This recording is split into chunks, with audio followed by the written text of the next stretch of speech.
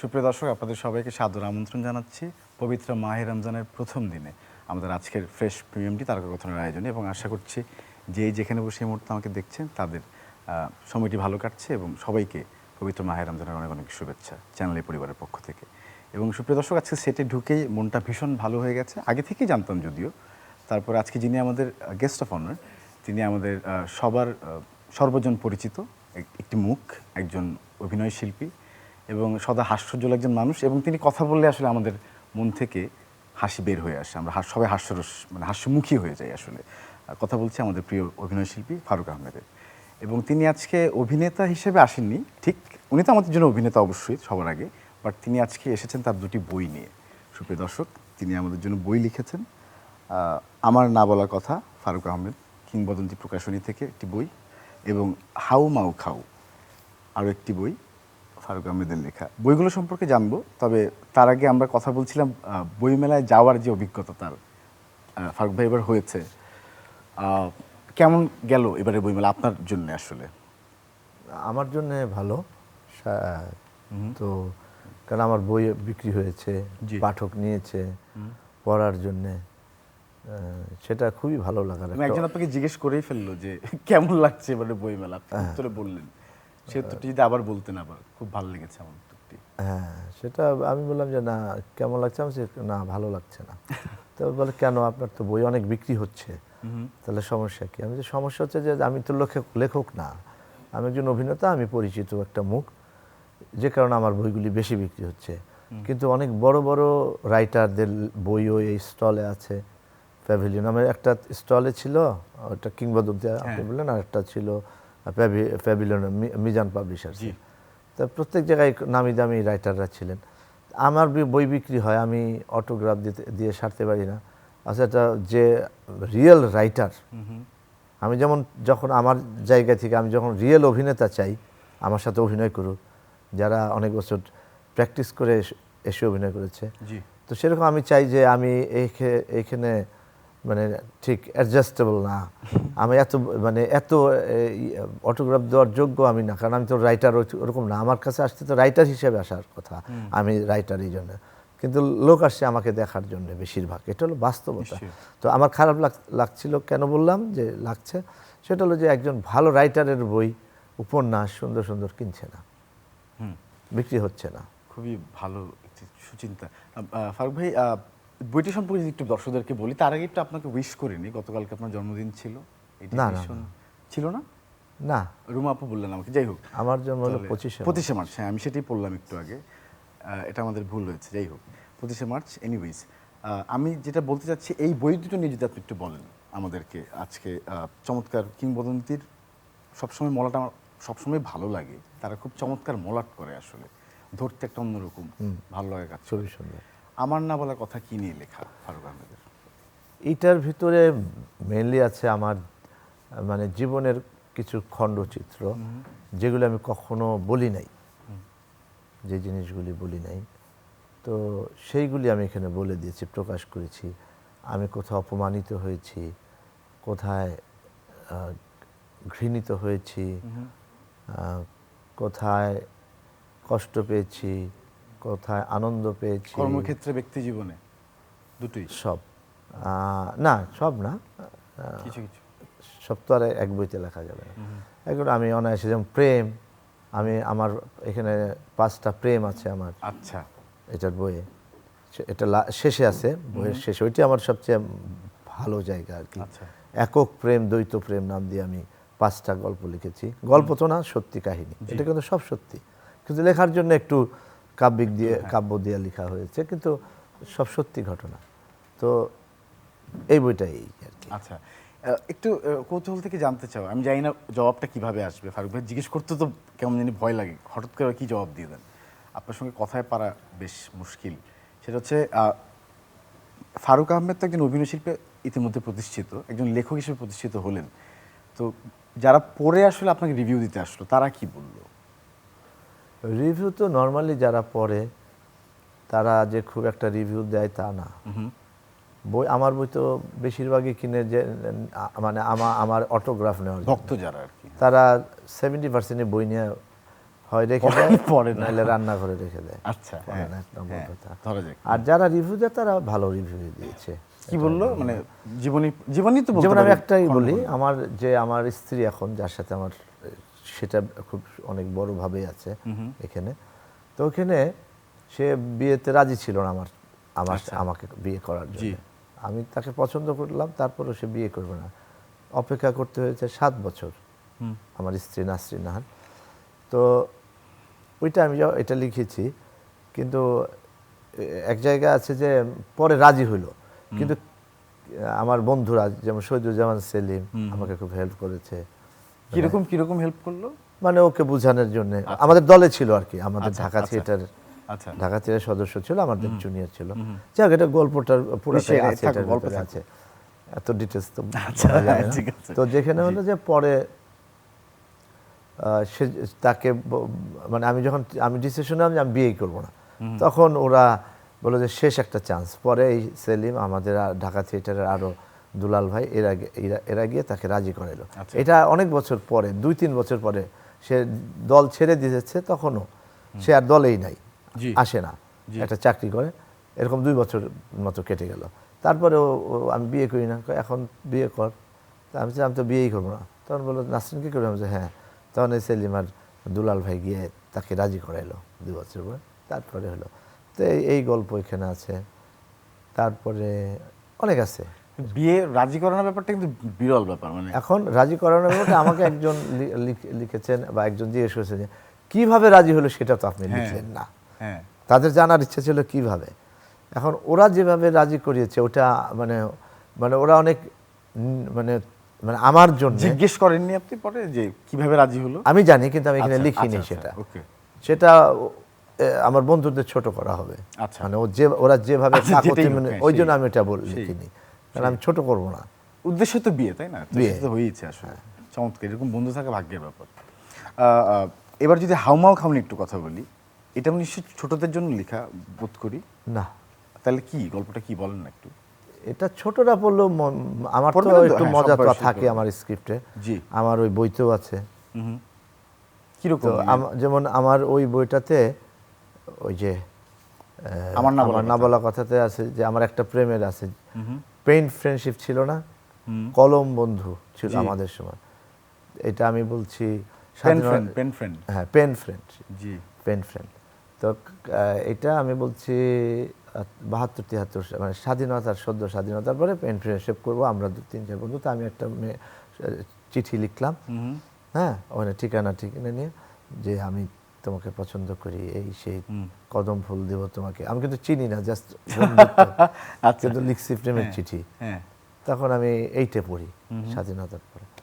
লেখার পরে পরে আর চিঠি জবাব আসে না, অনেক দিন পরে, 1 মাস পরে একটা জবাব আসছে। তো এটা আমার বাবার হাতে আসছে। বাবা দেখছে কিনা জানি না, তার বাবা বুঝছে যে কোনো, কারণ পাশে তো মেয়ের নাম লেখা আছে। আচ্ছা। তো তারপরে বাবা বললো যে এই জন্য তুমি রেজাল্টটা খারাপ করছো, এই মেয়ে কিন্তু আসলে কিছুই না। জি। এবং মেয়ে লিখছে যে তুমি একটা ফাজিল, হ্যাঁ, তুমি আমাকে প্রেমের অফার করো। তুমি দেখো না যে আমি যে পত্রিকায় যে অ্যাডটা দিছে, সেখানে আমার বয়স 26 বছর। আমি আবার ওখানে লিখছিলাম আমি 14 বছরের একজন মেয়ে। 26 বছরের মেয়ের সাথে 14 বছরের তোমার প্রেম করবা তুমি। এটা এক্সপেরিমেন্ট ছিল জীবনে ওই সময়। হ্যাঁ, থাপড়ায় তোমার দাঁত ফেলে দিব, পড়াশোনা করো। এটা ভিতরে আছে। চমৎকার। আমি আপনার জীবনে হুমায়ুন আহমেদ স্যারের প্রভাব তো চমৎকার রকমের, এটা তো বলা বাহুল্য আসলে, এবং আমাদের সকলের জীবনে আসলে। এইবারও অনেক বইয়ে স্যারের খোঁজা হয়েছে, অনেক তরুণরা খুঁজেছে, যদিও বই পড়া কমিয়ে দিয়েছে অনেকেই, আপনি বলছেন, আমি বলছি, তারপরেও হুমায়ুন আহমেদ স্যারের জন্য আলাদা একটা ভিড় থাকে প্রতিবারই, হ্যাঁ, এবং একই বই বারে বারে সংস্করণ হয়ে বিক্রি হচ্ছে।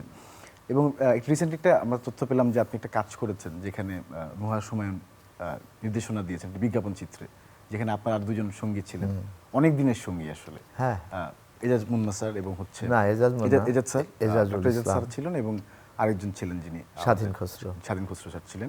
3জনে মিলে একই সঙ্গে স্ক্রিন শেয়ার করলেন বিজ্ঞাপনে, এবং চমৎকার একটি বিজ্ঞাপন ছিল সেটি নিয়ে যদি একটু শুনি, অভিজ্ঞতা কেমন আসলে হুমায়ুনের সামনে দাঁড়ানোর যে বিষয়টা? নুহাস তো অনেক আমার সাথে পরিচয় আজ রবিবারের থেকে। তখন থেকে পরিচয়? হ্যাঁ, মানে ভালো মতো? আচ্ছা, তখন 5-6 বছর বয়স। ওকে ওকে, হ্যাঁ। যেমন এক মানে ওর সাথে ওই তো ছোট মানুষ ছোট মানুষ, ছিল হ্যাঁ তখন। সেই বলছি। সেই নুহাস এখন কত বড় হয়ে গেছে। এবং যেটা ভালো লাগার জিনিস হচ্ছে কি আসলে এই যে বলে না জিনের একটা ব্যাপার থাকে আর কি, জিনগত একটা বিষয় থাকে পুরোপুরি পাওয়া যায় তাই না একেবারে? একদম। ওর কথা বলার স্টাইল, ওর চিন্তা, মানে আমি আমি খুব অবাক হয়ে গেছি যে আমার কাছে তো ছোট মনে হয় ওকে, আমার তো মনে হয় না যে অনেক বড় হয়েছে, অনেক লেখাপড়া করা, অনেক জানাশোনা। হ্যাঁ, তো প্রথম কাজ করলাম আমি আরো, তো তার সম্মানবোধ আমাদের প্রতি, সে একজন ডিরেক্টর, নাম করা ডিরেক্টর, সব কিছু মিলে মানে অপূর্ব, মানে অসাধারণ। মানে আমার স্যারের কাছে মতো কথাও মনে একটু কম বলে। কথা খুব কম বলে। হুমায়ুন ভাই তো কথা বলতেন, মানে মজার মজার কথা। কথা বলতেন, মানে উনি যখন আড্ডায় বসতেন তখন, কিন্তু কাজের সময় সিরিয়াস। আমরা একটু দর্শকদেরকে দেখানোর চেষ্টা করছি স্ক্রিনে হুমায়ুনের সঙ্গে তারই 3 জন প্রিয় অভিনয় শিল্পী, একটি বিজ্ঞাপন চিত্র, একটি ফ্রেমে বন্দি করা হয়েছে আপনার 2 সহকর্মীর সঙ্গে। এবং একটু বলবেন এই এই এই এই স্থির চিত্রটার গল্প যদি একটু শুনি, পেছনের সেই সময়টা আসলে এটা ধরে রাখা হয়েছে, কখনকার তোলা। ও, এটাও যে আমরা যখন করলাম, শুটিং করলাম, আমরা প্রথমে করেছিলাম এখন যেটা দেখাচ্ছে কুয়াতে পড়ে যাওয়ার যে হ্যাঁ, হ্যাঁ। বিদ্যুৎ বিল, বিল, হ্যাঁ। এইটা প্রথম করেছিলাম। এটা থার্ড বা এরকম কিছু একটা সিরিজ করা হয়েছে একটা, মানে বিজ্ঞাপন। ছোট ছোট 30 মিনিটের 5টা বিজ্ঞাপন করা হয়েছে, 30 বা 1 মিনিট করে। এটাই তো করেছে। নুহাসের সঙ্গে প্রথম কাজ আপনাদের? আমার প্রথম আচ্ছা। কাজ। কেমন লাগলো অভিজ্ঞতা পুরোপুরি কেমন? এই যে একটু আগে আসলে? বললাম। হ্যাঁ, মানে আছে না সব মিলে আসলে কি মনে হলো? ও কি বাবাকে ছাড়িয়ে গেছে? না, যাবে? এটা তো পালা পাথর দিয়ে মাপতে পারিনি আসলে। তারপরেও পালা পাথর ছিল মানে না। যেহেতু ওর মধ্যে একটা মডার্ন ফিউশনও তো আছে আসলে। ও বাবার ওর মতো, জিনের সঙ্গে। বাবার মতো, আর কারোর সাথে কারোর মানে তুলনা করা। মিল পাওয়া যায় কাজের, হ্যাঁ? কাজের ক্ষেত্রে নির্দেশনায় হ্যাঁ, পুরো মিল মানে পাওয়া যায়। ও যে অনেক জ্ঞানী বুদ্ধিমান সেটা বুঝি। সেটা মানে কাজের কিছু অসুবিধা। অনেক ছোট ছোট ঘটনা ছিল যে মানে খুবই একটু বলবেন নাকি একটু? যেমন একটা ছিল যে আমরা মানে বাজারে গিয়ে আমরা মাইকিং করি যে আপনারা এখানে আসেন, বিল পেমেন্ট দেন, এখানে এই সুবিধা আছে। হ্যাঁ, তো একজন বিল দিতে আসে, তো মাইকিং মাইকিং করে তারপরে আবার আমরা আসি, তারপরে ওই লোক ওখানে বলে যে এখানে কি এই করা যাবে, সেই করা যাবে, সেই করা যাবে। তো হঠাৎ করে আমার ডায়লগ ছিল যে এই এত কথা বলেন কেন, আপনি যান। তো আমি দিতে দিতে নুহাস এসে বললো কি, ভাইয়া আপনি করেন, আপনি কথা এখানে বলে ওই এই আপনি জানো ওটা আবার মাইক দিয়ে তাকে বলবেন। হ্যাঁ, আচ্ছা। ওখানে আমার কানের কাছেই, মানে এই যে ছোট্ট সূক্ষ্ম যে বিষয়টা, এই জিনিসগুলি হুমায়ুন ভাই খুব করতেন অন মানে শুটিং টাইমে, মানে হঠাৎ করে ছোট ছোট জিনিস উনি ঢুকাই দিতেন। ইনস্ট্যান্টলি মনে ইমপ্রোভাইজ করতেন স্যার? অনেক বেশি করতেন না, ছোট ছোট, মানে যখন ভালো লাগতো যে এই জিনিসটা তো এরকম ভালো লাগছে না, তখন ওটাকে আর একটু বাড়ায় দিতেন। চমৎকার, চমৎকার সৃজনশীলতা। এবং নুহাসের ভিতরে সে অত্যন্ত স্বল্পভাষী এবং পার্সোনালিটি সম্পন্ন একটা ছেলে। মানে আমি অনেক পছন্দ করেছি তার কাজ। চমৎকার। মানে হুমায়ুন আহমেদের প্রতিটি নির্মাণের প্রতিটি চরিত্রে একটা স্বতন্ত্রতা থাকে, সবসময় আমরা খেয়াল করি। এবং হাস্যরস যেমন থাকে, একটু ডার্কও থাকে অনেক সময়, একটু ভাবায় অল্প করে, আবার হাসায় সঙ্গে সঙ্গে। মানে অনুভূতির যে সহজ প্রকাশ আমরা দেখছি সবসময়, এবং সেটার সঙ্গে আসলে সামাজিক মেসেজও সবসময় ছিল, কিন্তু আমার মনে হয় শেষটা এসে হাস্যরসের মধ্য দিয়ে। তো সেরকম কি মনে হয়, মানে নুহাসের মধ্যে কি সেরকম পাওয়া যায়? মানে বিজ্ঞাপন করতে গিয়ে মনে হয়েছে, যদিও একটা স্ক্রিপ্টেড থাকে, তারপরেও জিজ্ঞেস করছে কাজের ধরনের ক্ষেত্রে, মানে সেই মানে কি বলবো প্রবণতা কি আছে যেটা মেসেজ দিতে চাই সবাইকে, এইটির মধ্যে দিয়ে পাওয়া যায় সিরিয়াসনেস সেরকম? আর কাজের ব্যাপারে এত সিনসিয়ার, মানে যেটা হুমায়ুন ভাই, যেমন ওনার নির্বাচনগুলো খুব ডিফারেন্ট, পেট কাটা সহ দেখেছি আমরা, একটা অদ্ভুত গল্প। মানে এটা হয়তো আমরা ভুলেও গেছি, কিন্তু এটা আমাদের সঙ্গে আছে, কিন্তু আমরা ভুলে যাই। বাট সেটা আবার সুন্দর করে আবার নতুন করে উপস্থাপন করা।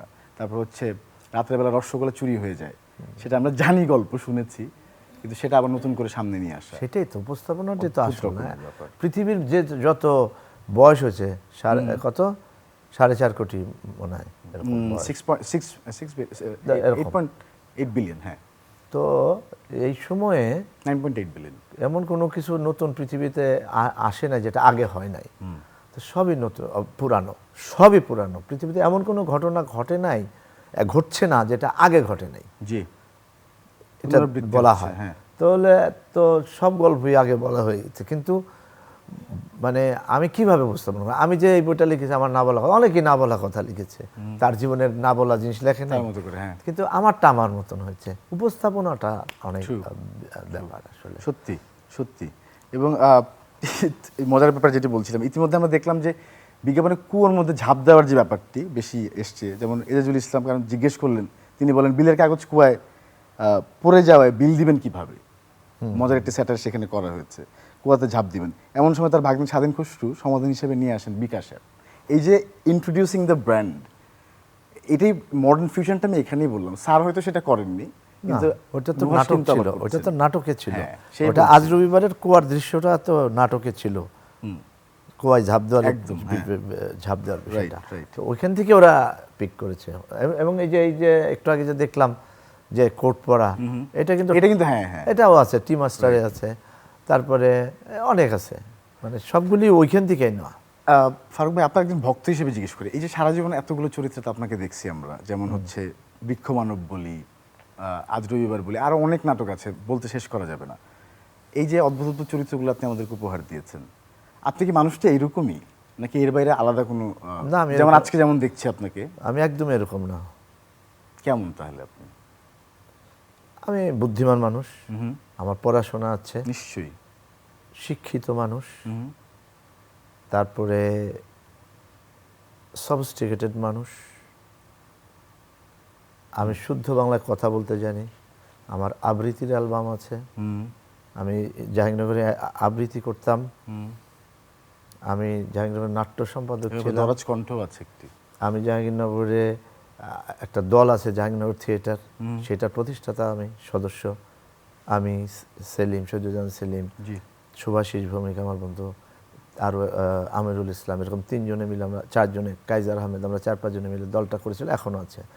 তো আমার ব্যক্তি জীবন, আমি সুন্দর পরিবেশে বড় হয়েছি, ঠিক আছে, কিন্তু নিশ্চয়ই। আমি নিজেকে ভেঙে ফেলেছি, আমি ভেঙে কবে থেকে ভাঙা শুরু চুরমার করলেন? করে মঞ্চে দিয়েছি। থেকে, মঞ্চে যখন শুরু করলেন তখন থেকে?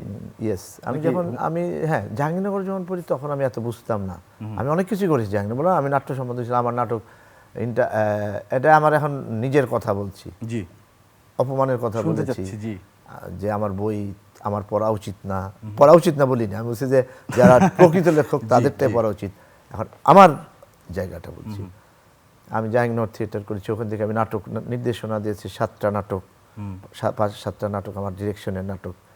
হল কম্পিটিশন হয়েছে, আমি যখন হলের নাট্য সম্পাদক ছিলাম, জি। ইন্টার ইউনিভার্সিটি হল কম্পিটিশনে তখন আমাকে ডিরেকশন দিতে হয়েছে নাট্য সম্পাদক হিসেবে, সেই নাটক ইন্টার ইউনিভার্সিটিতে ফার্স্ট হয়েছে।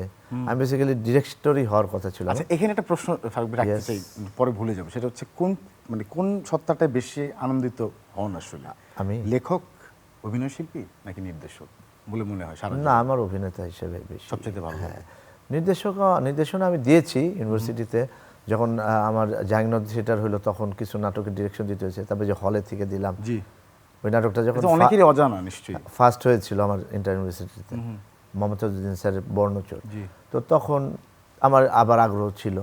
পরবর্তীতে যখন ঢাকা থিয়েটার আসলাম তখন এত বড় বড় অভিনেতাদের সাথে সম্পর্ক হলো আমার দলের, তখন আমার অভিনয়, আর আমি ঢোকার পরে আমি একটা বড় ক্যারেক্টার পেয়ে গিয়েছিলাম, তো যে কারণে আর ডিরেকশন, আচ্ছা, আমি আচ্ছা। এই ঈদের পরে থেকে আমি একটা নাটকের ডিরেকশন দিচ্ছি, নির্দেশনা দিচ্ছি ঢাকা থিয়েটার থেকে। এটা শুরু করেছিলাম, তো আবার বন্ধ হয়ে গেছিল, আমি শরীর যদি ভালো থাকে আমি ঈদের পর থেকে চমৎকার। আবার ওইটা হয়তো নির্দেশনা ওইটা ঢাকা থিয়েটারের পক্ষ থেকে দিচ্ছি, আমরাও চাই। এটা বলা হয়েছে আমাকে। গল্পটা কি বলা বাচ্চা যাবে, বয়সে। কোন গল্পটি মঞ্চস্থ করা হচ্ছে নাকি পরে বলবো? না, এটা পরে পরে, আচ্ছা হ্যাঁ পরে, এখন আর বলতে সিক্রেট থাকুক। আচ্ছা আচ্ছা, একটু একটু পেছনে যাই তাহলে, যেহেতু একটু গেছি। শুরুটা মঞ্চ থেকে বললেন, কেমন ছিল আপনার কৈশোর, তারপর হচ্ছে যৌবনটা কিভাবে কেটেছে, মানে অভিনয়ের পাশাপাশি ব্যক্তি জীবনটা একটু যদি শুনি আজকে।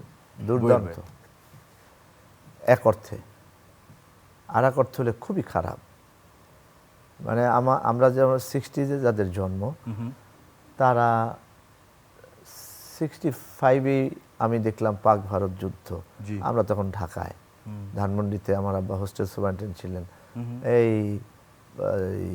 রাতের বেলা ব্ল্যাক আউট করতে হয়, ব্ল্যাক অ্যান্ড হোয়াইট সব অফ করে দিতে হয় যদি ইন্ডিয়ানরা যদি আক্রমণ করে, কারণ তো তখন তো ভারত আলাদা, আমরা তো পাকিস্তানের তখন। তো সবাইকে বলা হয়তো ব্ল্যাক আউট। আমরা 3 তলায় থাকতাম হোস্টেলে। তো আমার দাদা তখন চোখে দেখতেন না, ওনার চোখ অপারেশন করার জন্য নিয়ে আসা হয়েছিল আমাদের বাসায়। তো ওই 3 তলায় থেকে নেমে যেতাম 1 তলায়, কারণ উপরে বোম্বিং হলে তো প্রথমে পড়বে, এই জন্য নিচে বসে থাকতাম। 2 ঘন্টা বসে থাকতাম, টেনশন। ওই ছোটোবেলায়, তখন আমার বয়স 5 বছর, আমার মনে আছে সব। আবার সাইরেন দিত, করে সাইরেন বাজতো। আর তখন তো এয়ারপোর্ট তো তেজগাঁ, আর ধানমন্ডি গভর্নমেন্ট বয়স যে এই যে সংসদ ভবন জাস্ট অপোজিটে। তো এই যে দেখতাম কষ্ট, 65 গেল। আমার কিন্তু মানে আমার জন্ম গ্রামে মানিকগঞ্জে, কিন্তু আমার জন্মের পর আমি 3 বছর বয়সে আমি ঢাকাতে। আচ্ছা, মানিকগঞ্জ তো কাছে একদম, বেশি দূরে না। 63-তে আমরা তখন সময় লাগতো সদরঘাট থেকে যেতে, তখন রাস্তা ছিল না। আচ্ছা, সদরঘাটে 12 ঘন্টা লাগতো আর কি, 20 মাইল যেতে। রাত 9টায় উঠতাম, সকাল 9টায় ছিল। হ্যাঁ, ঠিক আছে, গিয়ে পৌঁছাতাম। তো কি জানি বলছিলাম আগে? হ্যাঁ, ওই যে রাত্রেবেলা আতঙ্ক, সাইরেন। হ্যাঁ, এই যে তারপরে 69 গণ অভ্যুত্থান, এর উপরেই আমরা বেশ কিছু আন্দোলন। তারপরে 66 6 দফা, 69, এগুলি তো মানে আমি তো ছোট হইলেও এইগুলিতে বেড়ে ওঠা। 70-এর নির্বাচন, তারপর 71-এর মুক্তিযুদ্ধ, সেই 9 মাস তো মানে আমি নিজেই অনেকবার মৃত্যুর মুখে ফেরত আসছি। জি, নিশ্চয়ই গেল। তারপরে এই তো একটার পর আছে 74-এর দুর্ভিক্ষ, 75-এর একটা, হ্যাঁ, অনেক জিনিস আমাদের জীবন। আমি ওইভাবে বলছি যে তাইলে একদিকে অশান্তির ভিতরে 90-এর আন্দোলন, এই যে এখনকার আন্দোলন, মানে একটাই মানে স্থিতিশীল আমাদের এই 60s-এর ছেলে মেয়েদের মানে খুব কমই ছিল। কিন্তু তারপরেও যে প্রতিদিন ছিল যে এই 52 বছরের 365 দিন করেই ছিল, তা তো না। আমার জীবনে আবার উপভোগের অনেক বিষয় এসেছে, সবই এসেছে, অনেক পরের কথা। তারপর তো আমরা তো তারপরে একটা একদম মানে কি বলবো, খাঁটি একজন অভিনয় শিল্পী পেলাম, যিনি আমাদেরকে হাসাতে পারেন চমৎকার ভাবে। একদম কথা বললে আমরা আমাদের মন খুলে হাসি পাই। এবং এটা কিন্তু আমার খুব একটা কষ্ট হয় না করতে, এটা ইচ্ছা হয় না আমার হাসি, কিন্তু আমাদের আসে। কেন আমার তো এরকম কোনো দায়িত্ব নিয়ে আমি আসিনি যে মানুষকে হাসাবো, কেন আমার হাসানো হাসি পায়। আচ্ছা, আমরা আংশিকটা আজকে জানলাম ফারুক আহমেদের, এবং এই বই দুটো অবশ্যই পড়বেন যারা ফারুক আহমেদের ভক্ত রয়েছেন। আমার না বলার কথা এবং হচ্ছে হাউ মাউ খাও, কিংবদন্তি। অনেকে জিজ্ঞেস করবে যে কোথায় পাওয়া যায়, আমাকে কি দিবেন? এবং রকমারিতে পাবেন। হ্যাঁ, সেটা সবাই জানে নিশ্চয়ই, চ্যানেলে যারা স্মার্ট দর্শক আছেন। প্রিয় দর্শক, আজকের মতো এখানেই শেষ করছি। আংশিকটা বাকিটা আরো পরে জানবার চেষ্টা করবো। আরেকদিন যদি ফারুক আহমেদ আমাদের সঙ্গে বসেন নিশ্চয়ই, তখন ভালো থাকবেন সবাই। শুভেচ্ছা রইল।